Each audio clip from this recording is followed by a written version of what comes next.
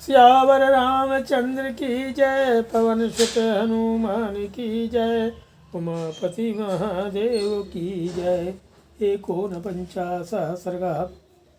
अरणकांड के 49वें सर्ग में रावण के द्वारा सीता का अपहरण, सीता का विलाप, उनके द्वारा जटायु के दर्शन करने का वर्णन है। सीताया वचनम श्रुत्वा तस्ग्रीवः प्रतापवान्, हस्ते हस्तं समाहतो चकार सुमहद्वपुः। सीता के वचन को सुनकर प्रतापी दशमुख रावण ने अपने हाथ पर हाथ मार करके शरीर को बहुत बड़ा बना लिया। समयस्लिम पुनर्वाक्यम बवाके वाक्य को विदः, नोन्मत्तया श्रुतो मन्ये मम वीर पराक्रमो। वह बातचीत करने की कला जानता था। उसने मिथिलेश कुमारी सीता से फिर इस प्रकार कहना आरंभ किया। मेरी समझ में तुम पागल हो गई हो, इसलिए तुमने मेरे बल और पराक्रम की बातें सुनी कर दी हैं। उद्बहेयं भुजाभ्यां तु मेदिनीं अम्बरे स्थिताः, अपापिवेयं समुद्रं च मृत्युं मन्यां नणे स्थिताः।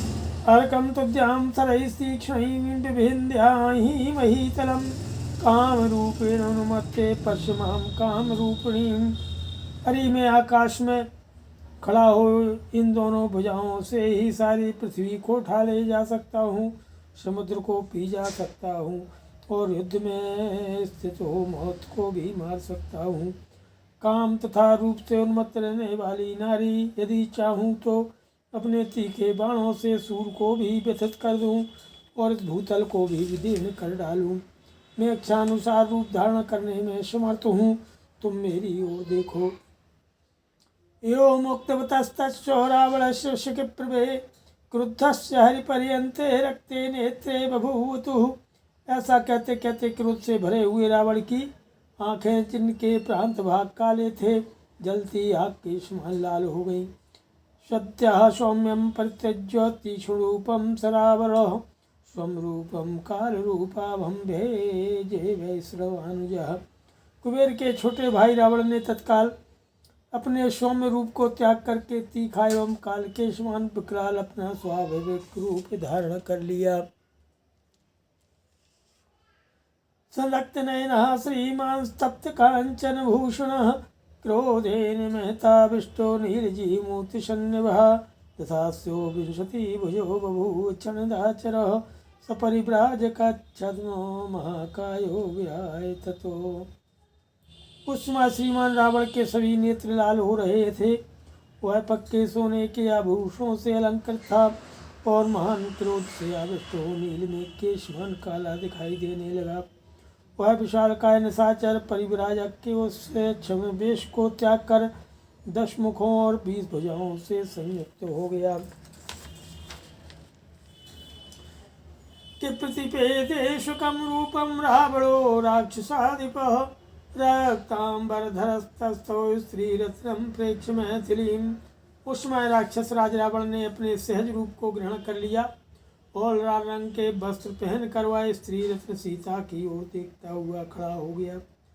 सतामशत के शांतम भास्करस्य प्रभामिवो, वसनाभरणोपेतं मैथिलीं रावणो ब्रवीत्। काले केश वाली मैथिली वस्त्राभूषणों से भूषित होकर के सूर्य की प्रभा सी जान पड़ती थी। रावण ने उनसे कहा कि त्रिश्लोकेषु विख्यातम यदि भर्तारमिच्छसि, मामाश्रय बरारोहे तवाहम सदृशः पति। अरे बरारोहे, यदि तुम तीनों लोकों में विख्यात पुरुष को अपना पति बनाना चाहती हो तो मेरा आश्रय लो, मैं ही तुम्हारे योग्य पति हूँ। मां भजस्व चिराय त्वमहं श्राद्धापतिस्तव, नयुचाहं क्वचिद् भद्रे करिष्ये तव विप्रियम्।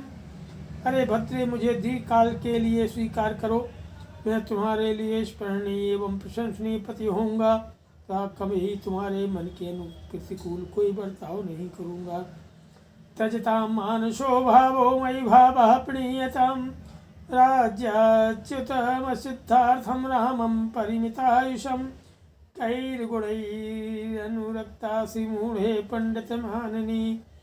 मनुष्य राम के विषय में जो तुम्हारा अनुराग है उसे त्याग दो और मुझसे स्नेह करो। अपने को पंडित मानने वाली मूढ़ नारी, जो राज्य से भ्रष्ट है, जिसका मनोरथ सफल नहीं हुआ था, जिसकी आयु सीमित है, उस राम में किन गुणों के कारण तुम अनुरक्त हो। यह स्त्रियो वचनाद राज्यम विहाय सा सुहज्जनम अश्मन् व्यालानुचरिते वने वसति दुर्मतिः इत्युक्तः मैथिलीं वाक्यं प्रियार्हां प्रियवादिनीम् अविगम सुदुष्टात्मा राक्षसा काममोहिता जग्राय रावणः सीतां उदाखे रोहिणीं वो। जो एक स्त्री के कहने से सुहृदों सहित सारे राज्य का त्याग करके इस हिंसक जंतुओं से श्वेत वन में निवास करता है, उसकी बुद्धि कैसी खोटी है। जो प्रिय वचन सुनने के योग्य और सबसे प्रिय वचन बोलने वाली थी, उस मिथिलेश कुमारी सीता से ऐसा प्रिय वचन कहकर काम से मोहित हुए।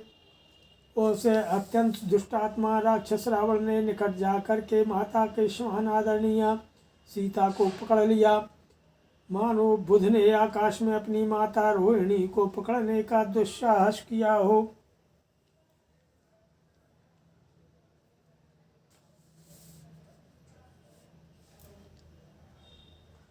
वामेन सीतां पद्माक्षीं मुदजे सुकरेण सह पूर्वोस्तु दक्षिणेन परिचग्राह पाणिना। उसने बाएं हाथ से कमल नयनी सीता के केशों सहित मस्तक को पकड़ा तथा दाहिना हाथ उनकी दोनों जांघों के नीचे लगाकर उसके द्वारा उन्हें उठा लिया।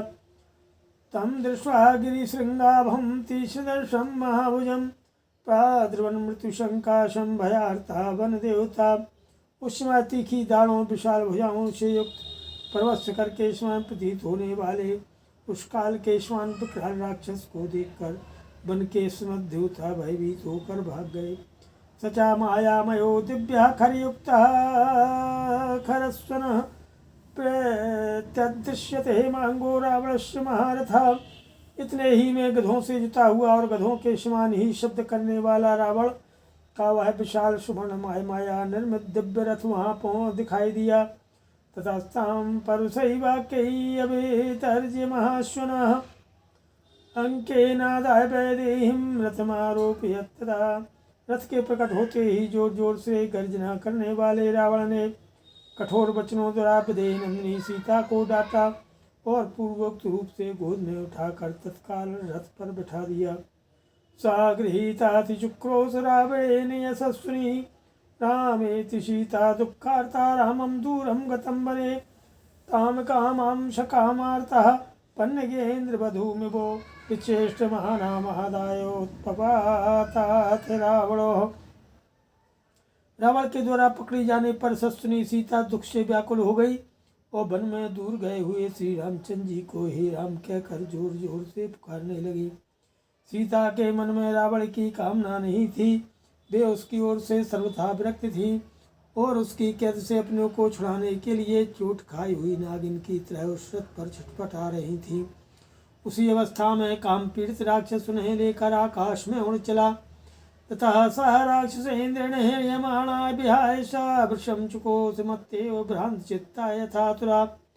राक्षस राज जब सीता को हर का आकाश मार्ग से ले जाने लगा, उस समय उनका चित्त भ्रमित हो उठा, वे पगड़ी सी हो गई और दुख से आतुर सी होकर जोर जोर से विलाप करने लगी कि हा लक्ष्मण महाबाहो गुरुचित्त प्रसाद को ह्रियमाणाम न जानी खे रक्षसा काम रूपिणा।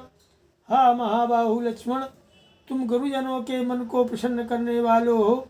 इस समय इच्छानुसार रूप धारण करने वाला राक्षस मुझे हर कर लिए जाता है, किंतु तुम्हें इसका पता नहीं है।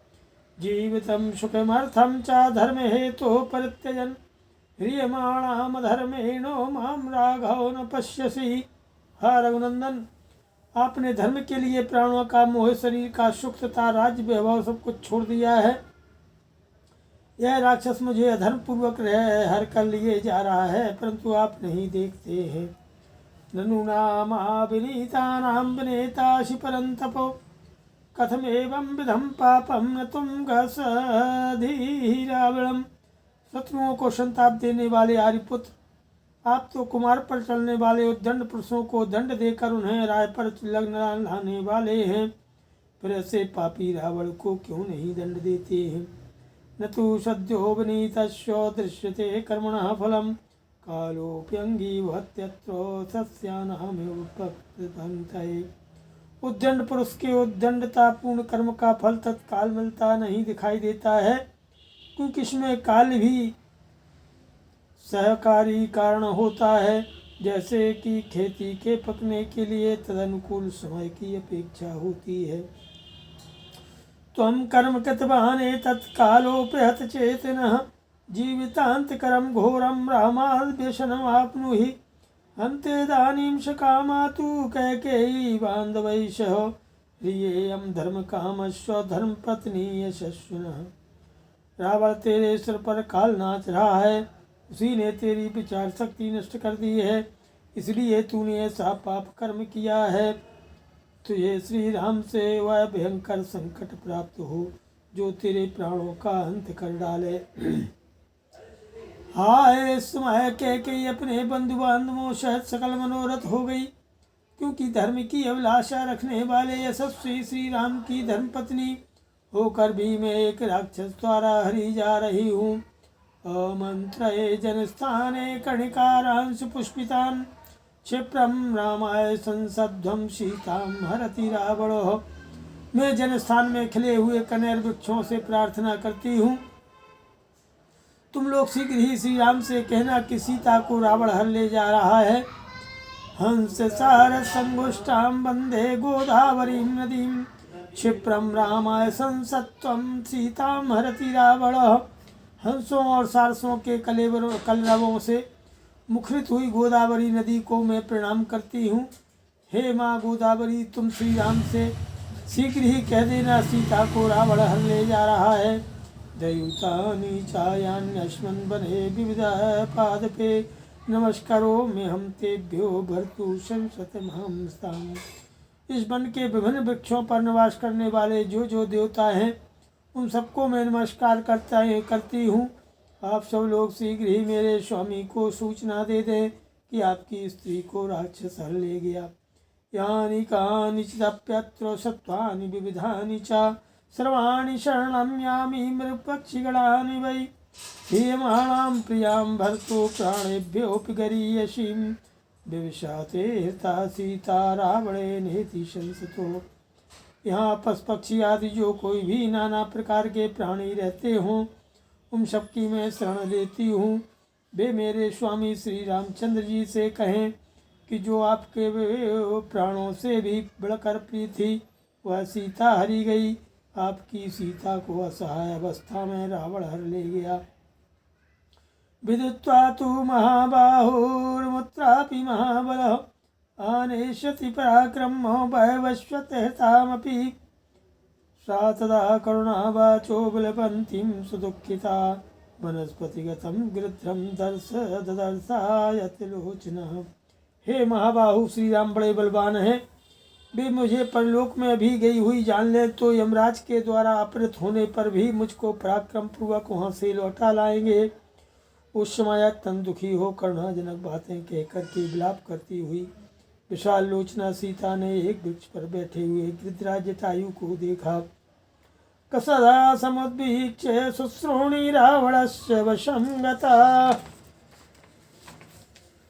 समाक्रंदत भय परा दुखोपहतया गिरा। रावण के वश में पड़ जाने के कारण सुंदरी सीता अत्यंत भयभीत हो रही थी। जटायु को देखकर वे दुख भरी वाणी में करुण क्रंदन करने लगी कि जटायो पश्य महामार्य हिरियमाणामनाथवतो अनेन राक्षसेन्द्रेण करुणं पाप कर्मणा नैकवारयितुं शक्यस्त्वया क्रूरो निशाचरः सत्यवांजित काशी च सायुधश्च दुर्मति।